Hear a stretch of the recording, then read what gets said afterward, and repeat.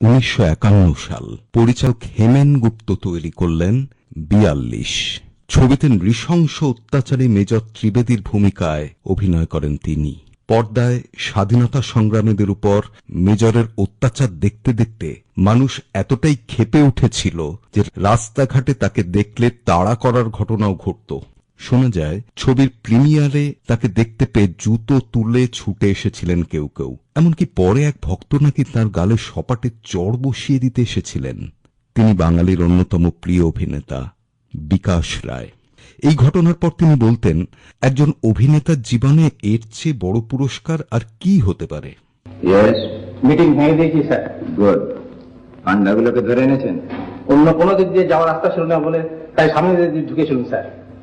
কিন্তু লিডার ছড়াগুলো ওরই মধ্যে কেমন করে পালিয়ে। What? Fools! How dare you come to me with such a silly explanation? সামনে দিয়ে ঢুকেছিলাম স্যার। কেন? সমস্ত জায়গাটা ঘেরাও করতে আপনাদের কে বারণ করেছিল?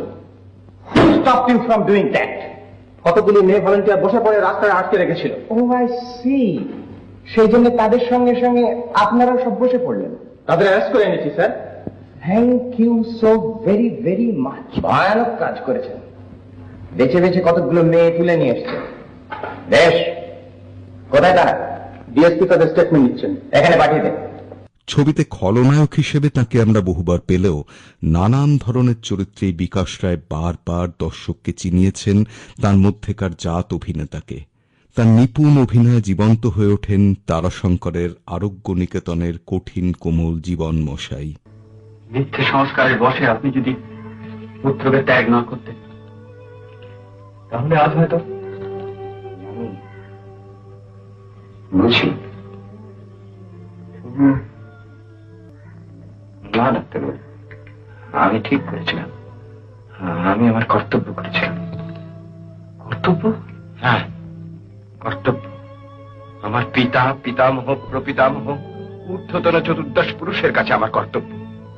ডাক্তারবাবু, শুধু একটি জীবনে নয়, বহু পুরুষের সাধনায় মহৎ আশয় অর্জন করে নবগ্রামের সেনেরা মশাই উপাধি লাভ করেছিল।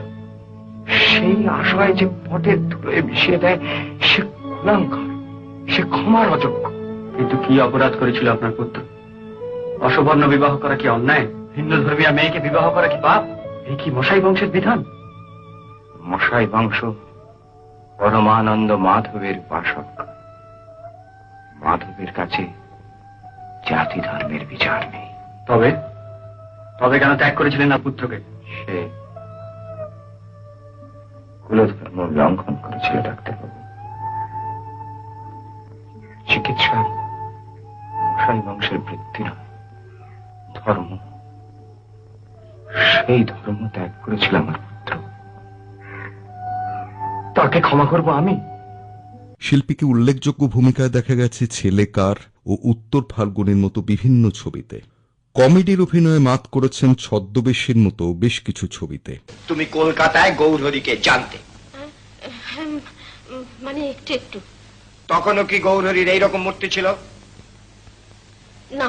তাহলে কি নবদ্বীপের দেশ থেকে এসে বৃন্দাবনের দেশে এসে গৌরহরি কেষ্টহরি হয়ে গেল? কে গৌরহরি? আগে আমি সেই বটে। ভেতরে এসো।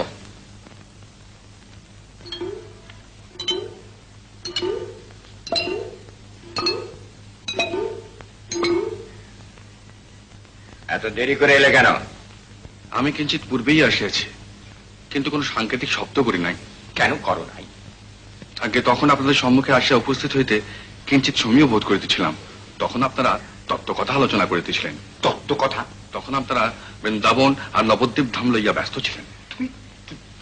তুমি এটা আত্ম পাগল।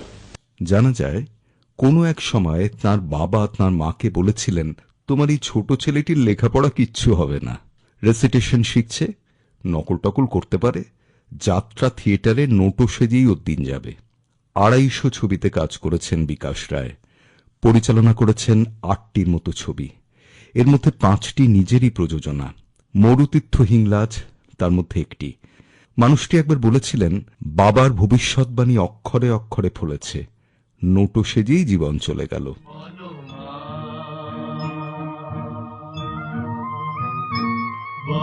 পথের ক্লান্তি ভুলে স্নেহ ভরা কোলে তব মাগো বলো কবে শীতল হব কত দূর আর কত দূর বলো মা কত দূর আর কত দূর পথের ক্লান্তি ভুলে স্নেহ ভরা কোলে তব মাগো বলো কবে শীতল হব কত দূর আর কত দূর বলো মা। বিশিষ্ট এই অভিনেতার জন্মদিনে রইল আমাদের শ্রদ্ধা।